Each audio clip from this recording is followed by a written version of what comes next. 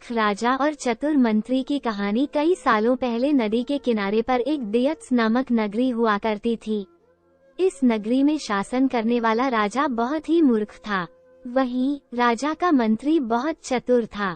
एक दिन शाम के समय राजा और मंत्री दोनों नदी किनारे टहलते हुए शाम का आनंद ले रहे थे। तभी राजा ने मंत्री से एक सवाल पूछा, क्या तुम बता सकते हो कि यह नदी किस दिशा में और कहां तक बहकर जाती है? मंत्री ने राजा को तुरंत जवाब देते हुए कहा कि यह नदी पूर्व की दिशा में बहती है और यह पूरब देश तक जाती है।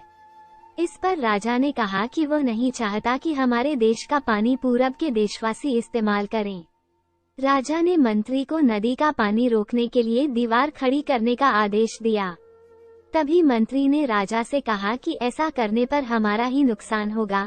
राजा ने गुस्से में कहा कि पानी हमारा है और पूरब देश वाले मुफ्त में इसका इस्तेमाल कर रहे हैं और तुम बोल रहे हो कि हमारा नुकसान होगा। इसमें हमारा कुछ नुकसान नहीं होगा।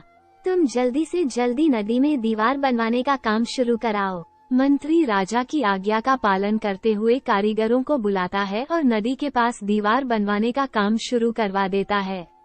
नदी में दीवार बनाने का काम तेजी से चलने लगा और कुछ दिनों में दीवार बनकर तैयार हो गई। ये देखकर राजा बहुत प्रसन्न होते हैं, परंतु उनकी मूर्खता के कारण कुछ दिन बाद जब बारिश का मौसम दस्तक देता है तो नदी का पानी पूरे गांव में भरने लगता है। धीरे धीरे पानी लोगों के घरों में घुसना शुरू हो जाता है।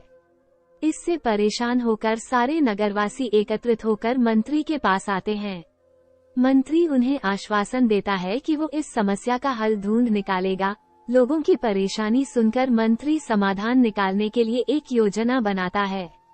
उन्होंने राजमहल में समय को बताने के लिए घंटा बजाने वाले शख्स को इसमें शामिल किया। वो समय के अनुसार घंटा बजाता था, जिससे लोगों को समय पता चलता था। मंत्री ने उसे कहा कि आज तुम प्रति घंटे की बजाय हर आधे घंटे में घंटा बजाना। उस आदमी ने मंत्री ने जैसा कहा वैसा ही किया। इससे जब सुबह के 3 बज रहे थे तो उसने 6 बार घंटा बजाया। 6 घंटे सुनकर राजा और सभी नगरवासियों को लगा कि 6 बज गए हैं और सुबह हो गई है। राजा उठकर बाहर आता है तो वहाँ मंत्री पहले से मौजूद होता है। बाहर अंधेरा देखकर राजा मंत्री से पूछता है कि अभी तक सूर्योदय क्यों नहीं हुआ है। राजा के सवाल का जवाब देते हुए मंत्री ने कहा, महाराज प्रातःकाल हो चुकी है, पर हमने पूर्व दिशा वालों के यहाँ पानी को जाने से रोक दिया है, तो शायद इसलिए उन्होंने हमारे यहाँ सूर्य की रोशनी को आने से रोक दिया है। इसलिए सूर्य उदय तो हुआ है, पर हमारे देश तक रोशनी नहीं पहुँची है। ऐसा लग रहा है कि अब हमारे देश में सूरज की रोशनी कभी नहीं पहुँच पाएगी। ये सुनकर राजा चिंता में पड़ जाता है और मंत्री से पूछता है कि क्या इसका कोई उपाय नहीं है।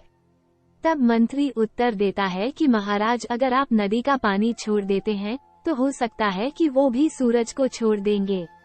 इससे राज्य में फिर से रोशनी आ जाएगी। राजा मंत्री को तुरंत नदी की दीवार तुड़वाने का आदेश देता है। मंत्री कारीगरों को नदी पर ले जाकर उन्हें दीवार तोड़ने के लिए कहता है। कुछ घंटों में कारीगरों ने दीवार गिरा दी और तब तक सूरज के निकलने का समय भी हो गया था।